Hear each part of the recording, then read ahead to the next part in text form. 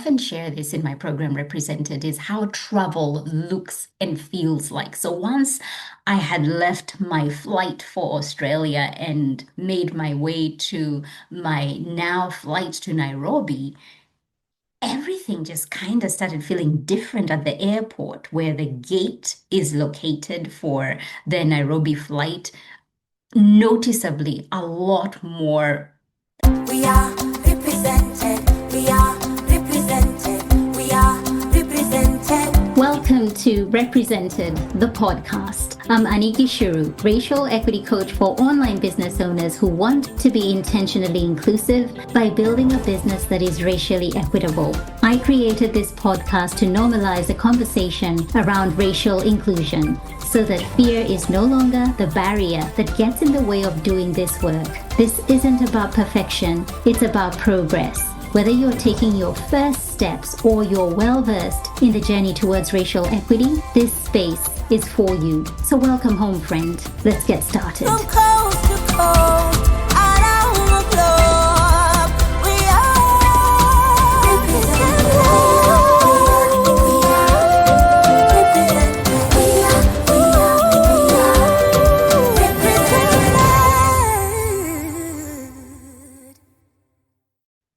Hey, welcome back. Welcome back. Gosh, I am so happy to be back here with you after taking a long 1 month break. The whole of July, I was off.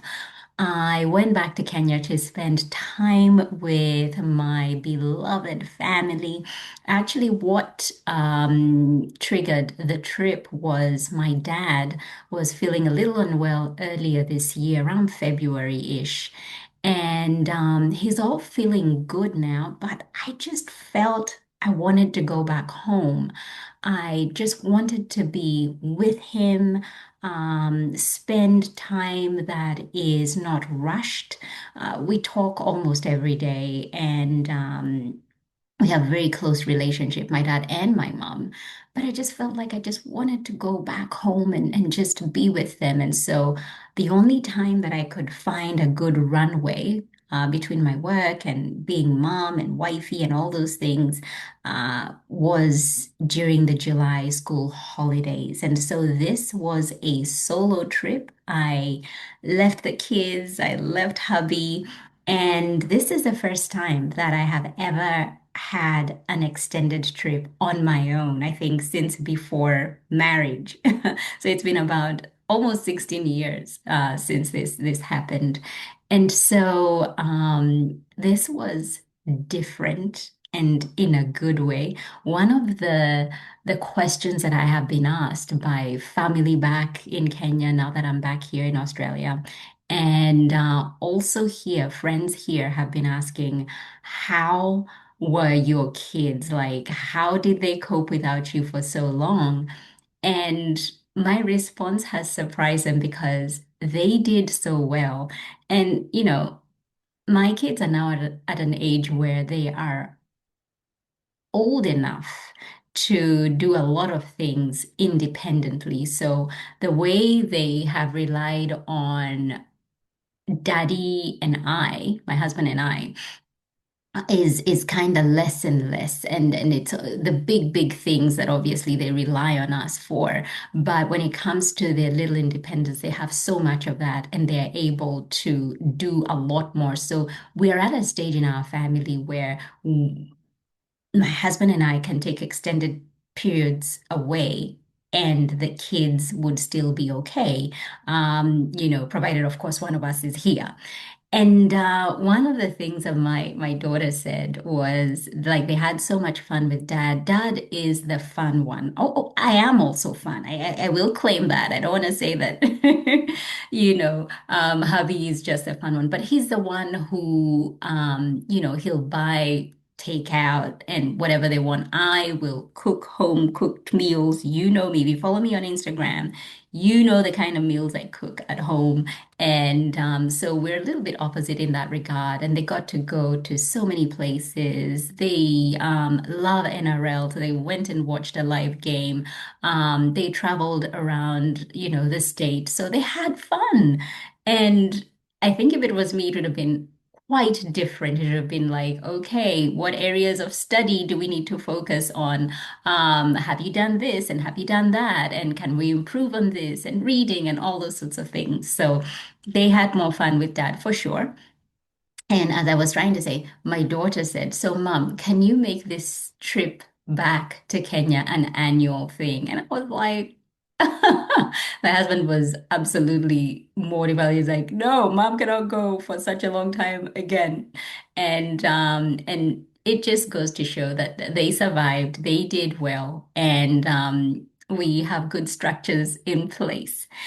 And so today's episode, I want to share some of my unexpected lessons from my trip to Kenya. This is one of those heart to heart episodes. It doesn't have much to do with inclusion and racial equity, but in some ways it does, because if you're listening to this and you're not African, you're white and you're probably still grasping and having an understanding of different cultures, this will kind of be like a cultural lesson. So, these are just sharing a bit of lessons, the things that have stayed with me, the big takeaways. And I'm hoping that it might encourage you, it might give you a new spark. It might allow you to look at things a little bit differently, or even maybe give you ideas on how you might want to add value in your life right now. So, I want to begin by saying traveling from the east coast of Australia to Kenya is the longest trip on earth. I lived in Perth for a good 20 years. That was 5 years ago. I lived in Perth for a good 20 years, and the trip still felt long from the west coast of Australia. And crossing the Indian Ocean felt like a lifetime. We normally travel going through the Middle East. And so from the East Coast, it is just so much longer. It was an early morning flight, the 6 a.m. flight, exiting Sydney and on to Dubai. And that was a good 15-hour trip. And since I hadn't slept all night, it was a morning flight, got to the airport like at 3 a.m. I slept soon after we took off. And when I woke up, I think we still had like 11 hours to go or something. And we hadn't left Australian airspace. We were still in Australia. And I felt like I had slept all the hours I could possibly sleep, but we still had so much more time to go. And it just felt like, I don't know, maybe it's because I've traveled with kids in the past and with my husband, and it didn't feel as long, even though when you travel with kids, everything feels longer. But I think because you're just so busy with the kids, the time does kind of go quick. But this time I was like, oh my goodness, what am I going to do with myself for all these hours? But, the time did go by, and 15 hours later, arrived in sweltering hot Dubai, in the United Arab Emirates. Super hot, just come from winter in Australia, so I had layers on. And honestly, it just, it's, I'm just reminded of how different countries are and where we are located and how people are experiencing weather. And, Dubai is always hot. It's a desert. It's always hot. And, the stopover was super short, which I loved. And that's why I picked that early morning flight, just allowing me time to refresh and, get on, move on to my boarding gate to get to Nairobi. And what's so interesting, and I often share this in my program Represented, is how travel looks and feels like. So once I had left my flight for Australia and made my way to my now flight to Nairobi, everything just kind of started feeling different at the airport where the gate is located for the Nairobi flight. Noticeably a lot more Africans, Black Africans, and obviously coming from the gate where you have maybe people from Europe or Australia, America, noticeably a lot more white people. So that's the first thing that I noticed. And then the other thing was people speaking different languages that you some I could understand, some I couldn't understand, but there was just this this feeling of belonging, like hearing the different languages and feeling like, oh my gosh, I'm here. These are my people. And there was a sense of just being settled, in my being.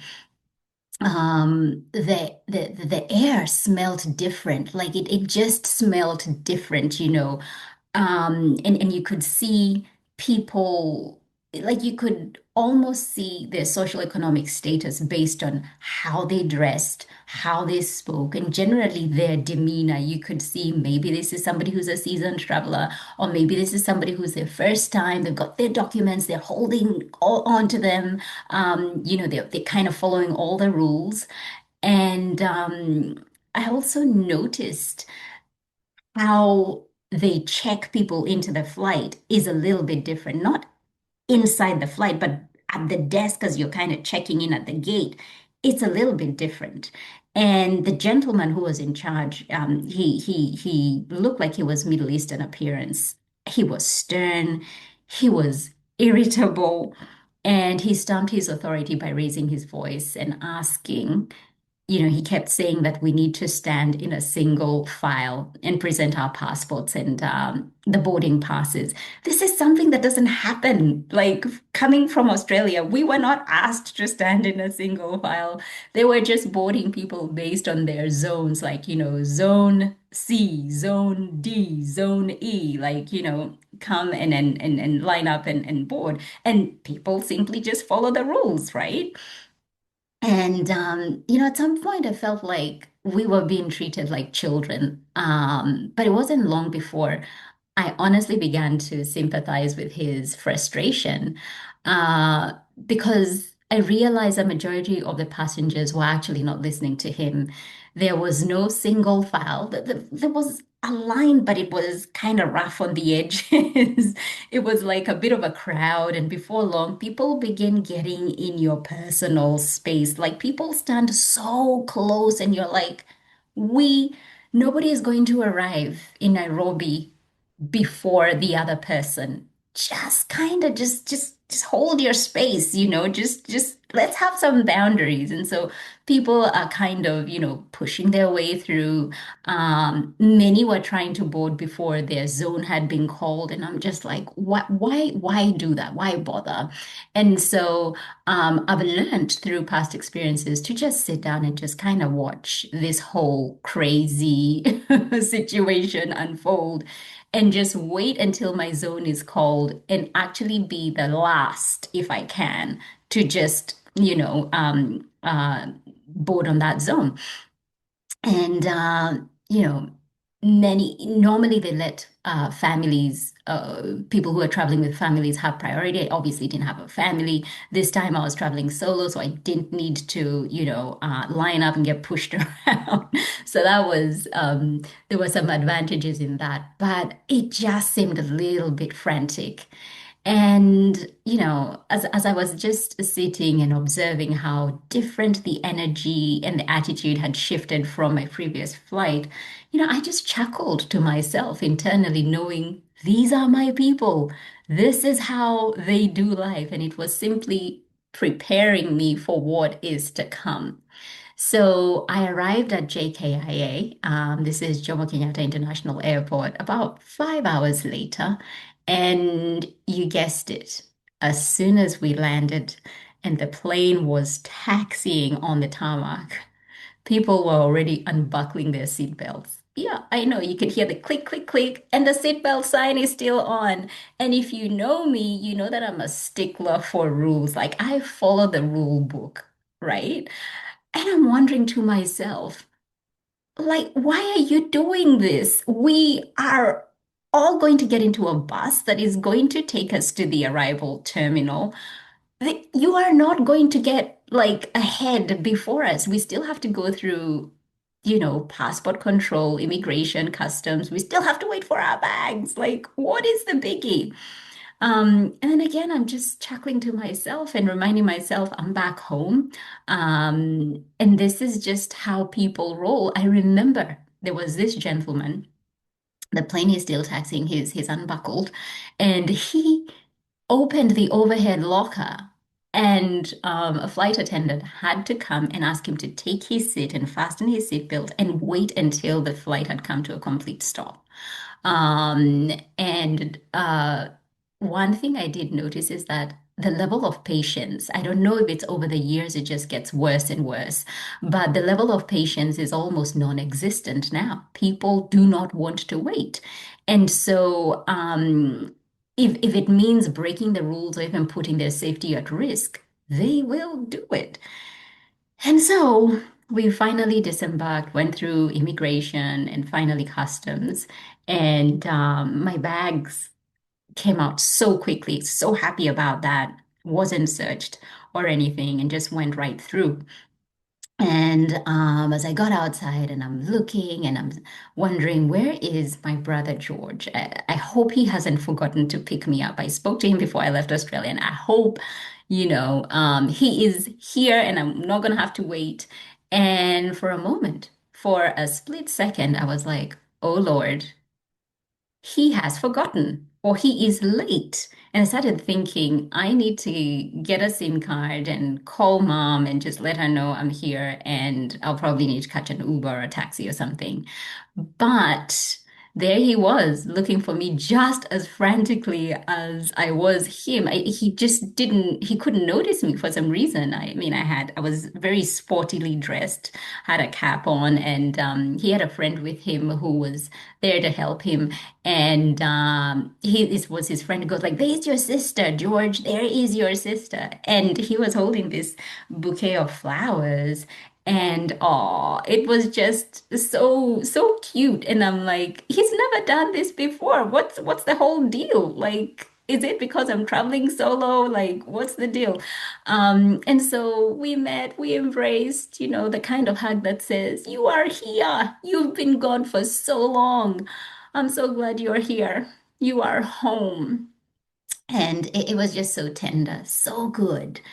I later found out his wife, my sister-in-law, Sally, had asked him to buy the flowers and bring them to the airport. This was the first time I was returning since their wedding, and I could see changes had taken place.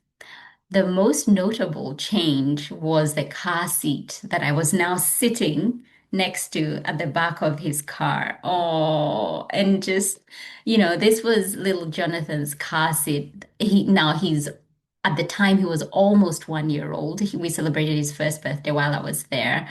And things had changed significantly for George and Sal in the best possible way. And I remember grabbing the only toy that was in the car seat, my heart absolutely melting at the fact that we have a new family member. And I inhaled it in the hopes of getting some of his scent. And sure enough, it was scented with some drool and his moisturizer that, oh, it's such a delicious moisturizer. I have to get a little bit of it and keep it so that I can keep sniffing it and it can remind me of Jonathan. Anyway, so arriving home and driving up the driveway, my parents were waiting eagerly outside at the entrance. And when I saw them, oh gosh, when you get that lump in your throat and your eyes just kind of well up with tears and everything just becomes hot. That's how I felt. And tears just, started streaming down my face. I was finally back home. I was finally in my childhood home, and, with their arms wide open, hugs ensued from dad and mom. And the first statement that was made almost in unison, and if you're an African returning back home, and you probably have come from a family with strong African traditional values, this will not surprise you. Their first statement was, "You've lost weight," and they had this troubled look. And any form of weight loss is often depicted as you're struggling, you're in pain, life hasn't been good to you. And the bigger you are, the better, because it means you are enjoying life. You have plenty and you are indulging in it. But, I quickly reassured them that I couldn't be better. And the stories just started to flow from there. You know, this visit felt different than it's ever felt. This was the first time since, as I said earlier, almost 16 years ago, since I got married, that I was returning home on my own. The time felt unrushed, like I was a kid again. And the fact that we could just speak for hours on end and then just go upstairs to bed. There wasn't like, okay, we gotta leave now, gotta go to the Airbnb or our apartment or whatever, or the kids are tired, we gotta go. There wasn't any of that. And in the weeks that I was there, I learned so much about what, um, just matters of the heart. And I want to just share a little bit of that with you today about some of those lessons and some of those takeaways. Um, Firstly, I learned the true value of taking a total, complete break. Yes, we know that taking a break is so important. We're humans, we're not robots, we're not machines. We need to take a break.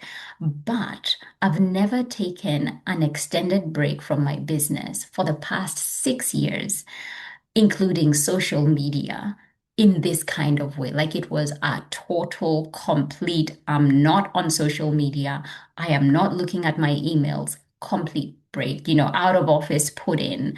Um, and it just felt so good, being able to take photos and not have to think, oh, is this something that I should share or I want to share with my followers? It was purely for my pleasure and enjoyment, and to send to hubby and the kids to show them what I've been up to.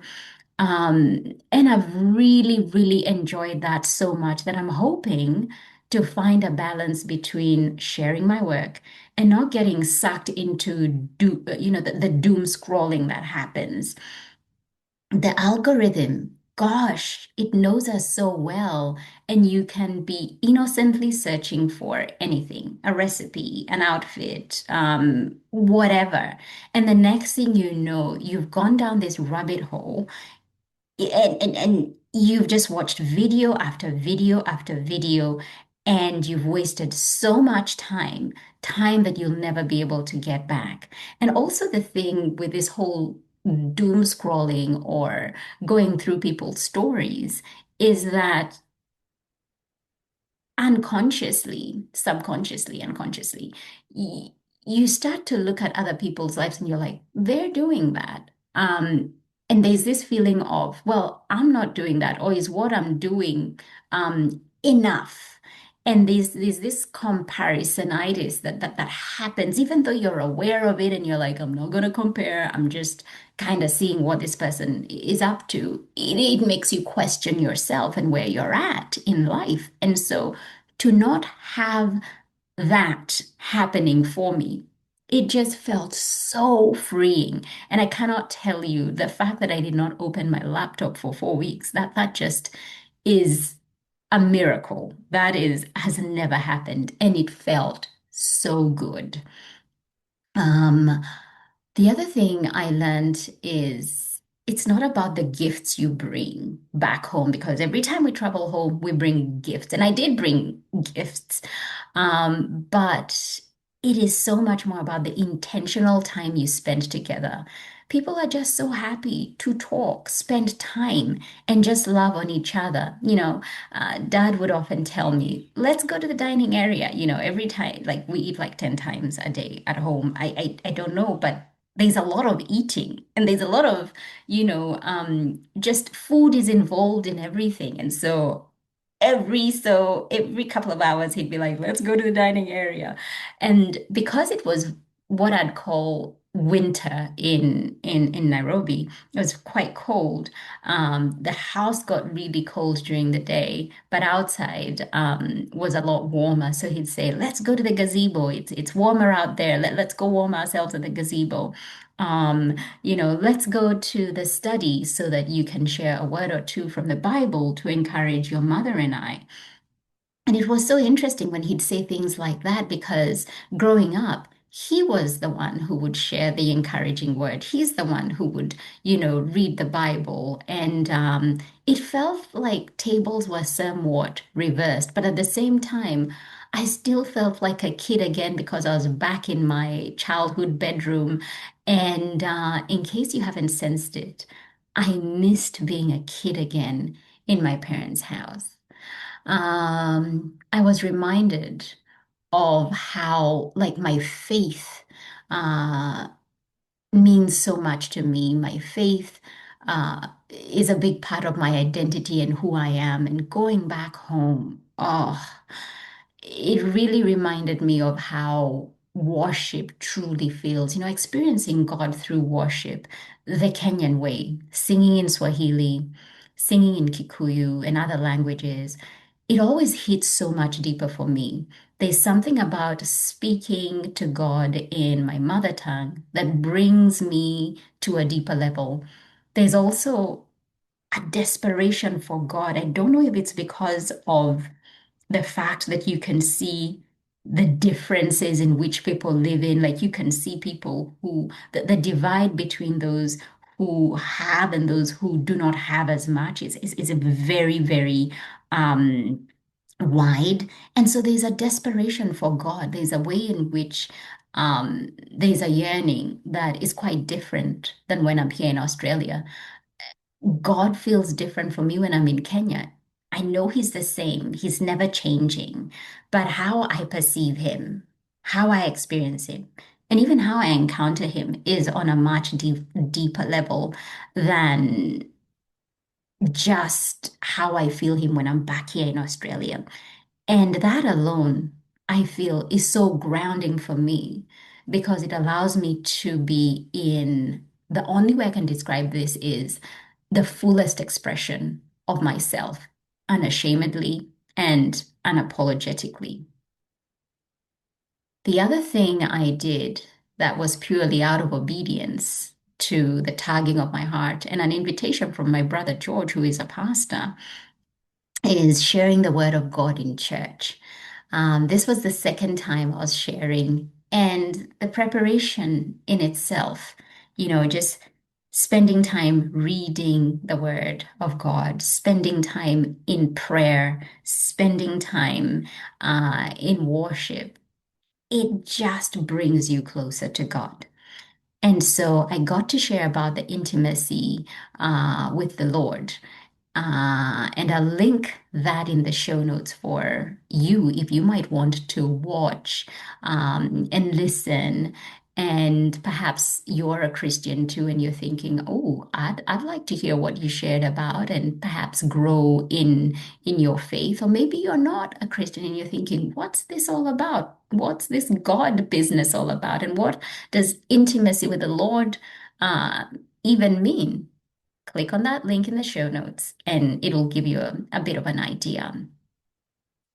Uh, this time also, and I know I've mentioned this, it just hanging out, the conversations were different.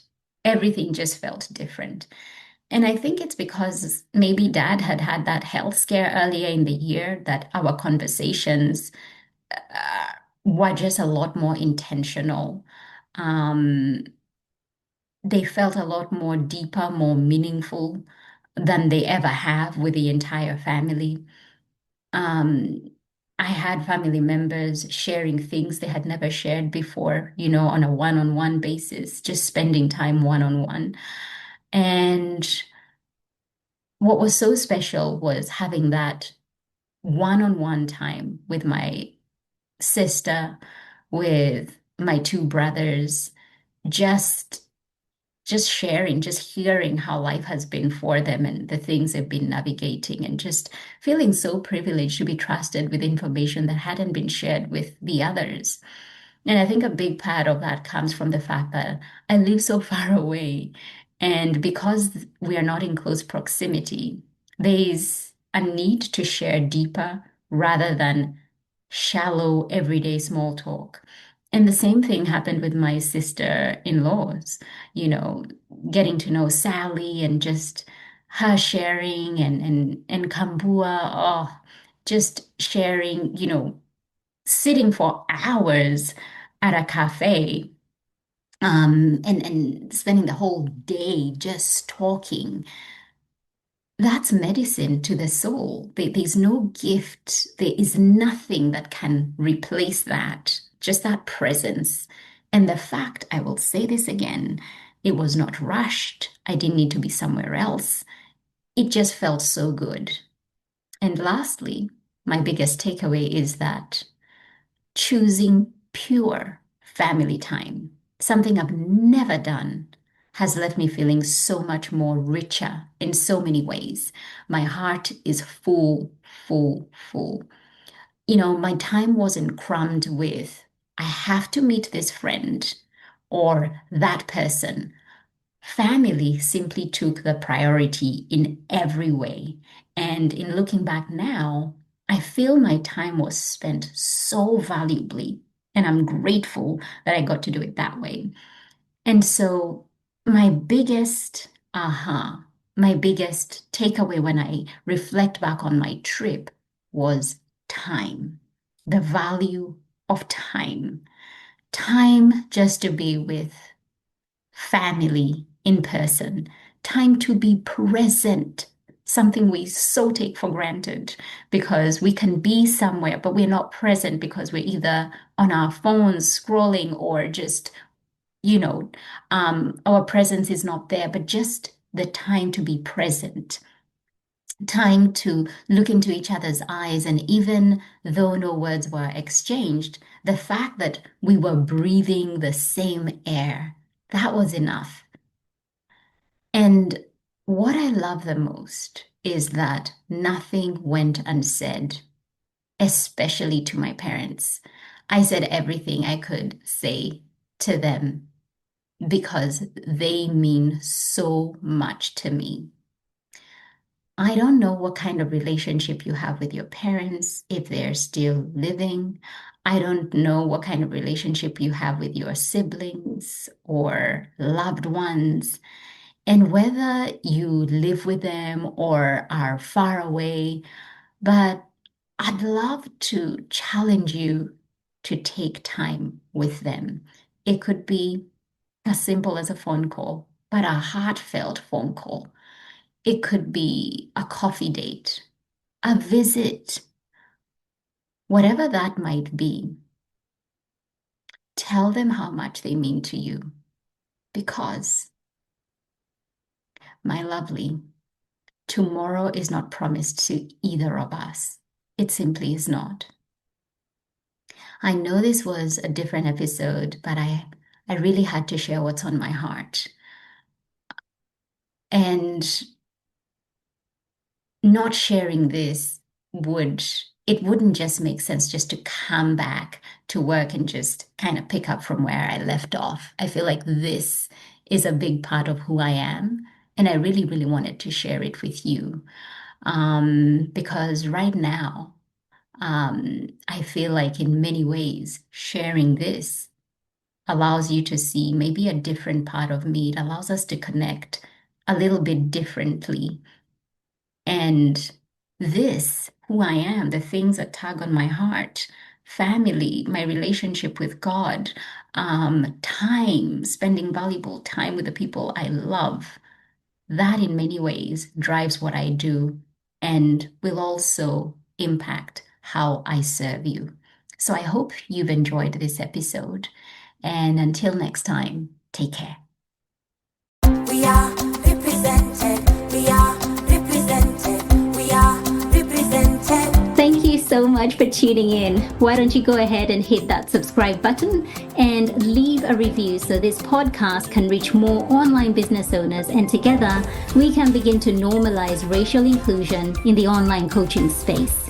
I'd love to acknowledge the traditional owners of the land where this podcast episode was recorded, the Wiradjuri people in central New South Wales, Australia. Music produced in Nairobi, Kenya by Patrick St. Pimbaru and Kambua Mathu. Vocals by Joanne Matata. Represented from coast to coast.